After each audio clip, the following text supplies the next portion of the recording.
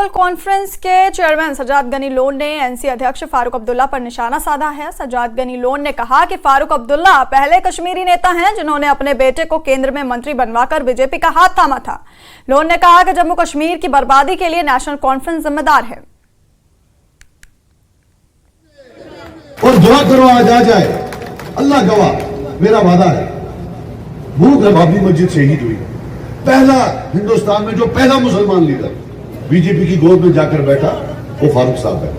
वो कोई मजबूरी नहीं थी, ऐसा नहीं था कि इनको सीटों की कमी यहां थी। बीजेपी के पास कोई सीट थी नहीं असेंबली में, इनके पास 60 थी, क्योंकि 96 का इलेक्शन तो वो तो ज्यादा सिलेक्शन था, मतलब यहां में भी वोट पड़े हों, बाकी जगहों में तो वोट पड़े नहीं, वोट तो खुद डाले थे।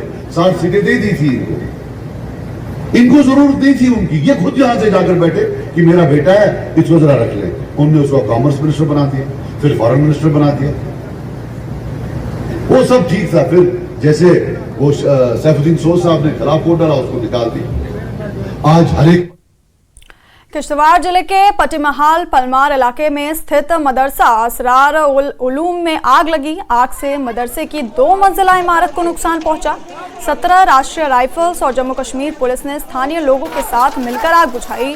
दूरी की वजह से फायर सर्विस की गाड़ी देर से पहुंची। तब तक आग से इमारत को काफी नुकसान हो चुका था। इस मदरसे में करीब 25 से 30 बच्चे तालीम हासिल कर रहे हैं। आग लगने का कारण शॉर्ट सर्किट बताया जा रहा है।